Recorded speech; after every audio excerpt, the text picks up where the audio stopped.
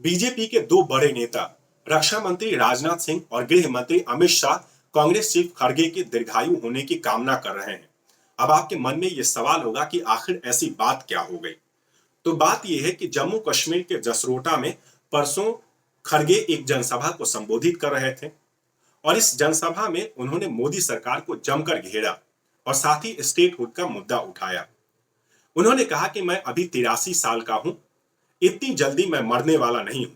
जब तक मैं मोदी को सत्ता से हटा नहीं देता हूं, तब तक मैं मरने वाला नहीं हूं। स्टेटहुड का तो मैं बोला हूं, स्टेटहुड जरूर देंगे और उसके लिए हम जरूर लड़ेंगे, चाहे कुछ भी हो।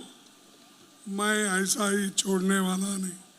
अब मेरे को तो 83 इयर्स चल रहे, इतना जल्दी मरने वाला नहीं हूं। जब तक मोदी को नहीं हटाएंगे तब तक मैं जिंदा ही रहूंगा, आपकी बात सुनूंगा, आपके लिए लड़ूंगा।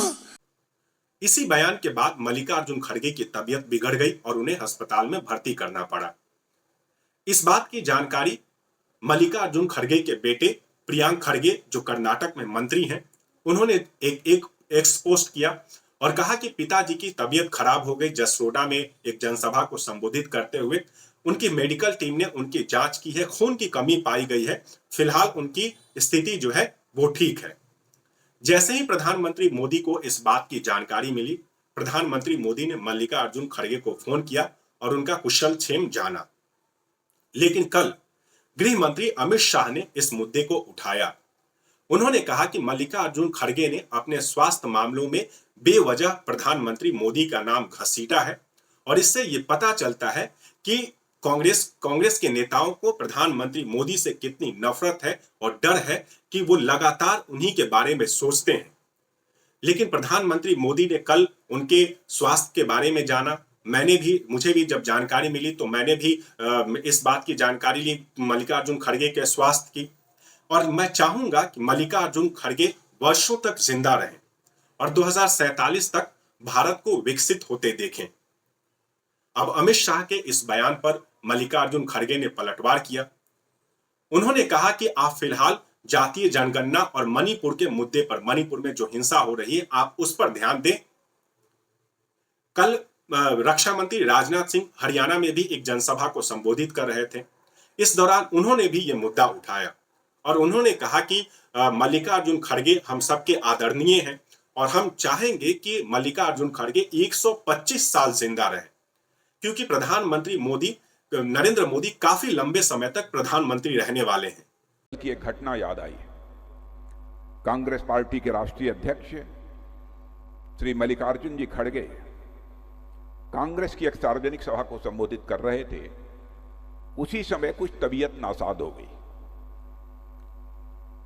लेकिन नासाज होने के बाद जब उनके सिक्योरिटी फोर्स के लोग उनको पकड़कर ले जाने लगे, तब भी उन्होंने जनता की तरफ हाथ उठाकर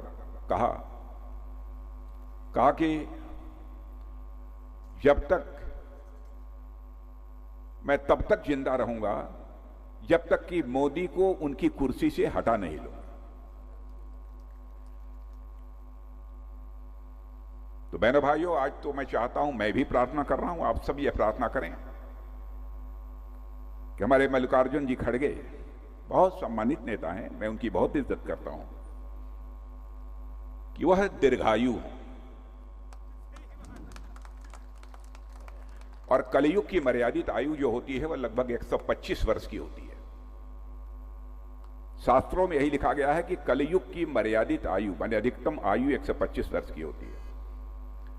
इसलिए मैं ईश्वर से प्रार्थना करता हूं और मैं समझता हूं आप सबसे अनुरोध करूंगा कि आप भी ये प्रार्थना करिए कि हमारे कांग्रेस के राष्ट्रीय अध्यक्ष आदरणीय मल्लिकार्जुन जी खड़गे कम से कम 125 साल तक वह जिंदा रहें, ताकि मोदी जी लगातार उनकी 125 वर्ष की आयु पूरी होने तक सत्ता में बने रहें।